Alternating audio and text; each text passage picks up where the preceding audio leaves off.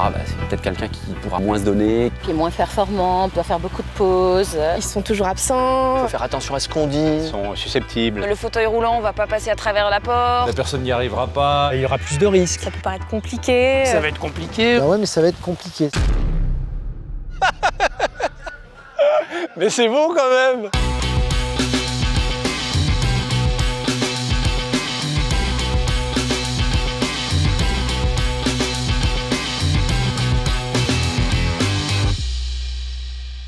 Enfin, évidemment que c'est tabou partout autour de nous. Bah, comme dans beaucoup d'entreprises, il y a un tabou autour de ça. Bah, qu'est-ce qu'on fait? On n'en parle pas, il y a une pudeur. Quand on n'a pas été confronté dans son environnement proche par le handicap, c'est parfois difficile de l'appréhender. On ne sait pas comment s'y prendre. Est-ce que c'est indiscret, pas indiscret? Oui, c'est gêner l'autre, c'est se gêner peut-être soi-même. Et on se projette sur ce qui pourrait nous arriver aussi. Les gens n'aiment pas trop se regarder dans un miroir où l'image n'est pas parfaite.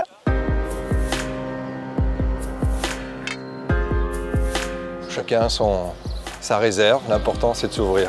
Il ne s'agit pas de deviner ce que va ressentir l'autre, ce que va penser, ce que va vivre l'autre. Il faut en parler, il faut poser des questions et on va vite se rendre compte de ce qu'est le handicap et on va aussi comprendre ce qu'il n'est pas. Plutôt que de changer de regard, c'est d'être à l'écoute de l'autre. Le maître mot, c'est la communication. Il faut que ce soit un sujet comme un autre. Il n'y a pas d'animosité, il n'y a pas d'agressivité, c'est un fait, c'est comme ça, c'est la vie, parlons-en. Oui, forcément, il y a des barrières, mais je pense que si on en a envie et si on veut, les barrières, elles tombent d'elles-mêmes. Il faut qu'on dépasse l'entre-soi, il faut qu'on dépasse le repli sur soi. Il faut que les gens se rendent compte, pour qu'ils se rendent compte qu'en fait, on n'a pas la même apparence, on n'a pas les mêmes peut-être capacités. Quand on est sur le vélo, c'est une évidence que nous sommes tous les deux pareils. Ce changement de regard, il vaut par l'immersion, par la pratique, l'atteinte en commun d'un objectif. Moi, je crois vraiment au mélange. Et je ne crois finalement qu'à ça, quoi. Il n'y a pas mieux que le contact direct de toute façon pour sensibiliser les gens. Tout le monde mélangé et on y va, quoi. C'est ça en fait.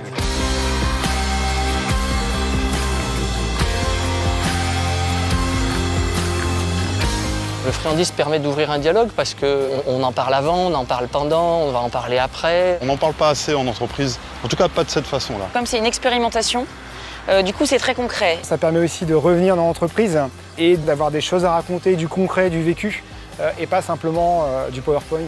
À faire des actions concrètes, simples, au quotidien, pour montrer qu'il n'y a pas de différence, pour nous, c'est vraiment l'engagement auquel nous devons parvenir. Dans l'entreprise, ça fait grandir que de comprendre effectivement quelles sont nos différences et qu'on arrive à très bien à travailler ensemble. Ce sera à gagner le jour où les cadres dirigeants oseront afficher leur propre handicap. C'est aussi par l'entreprise qu'on pourra faire changer les consciences. L'entreprise doit être citoyenne dans ces actions-là.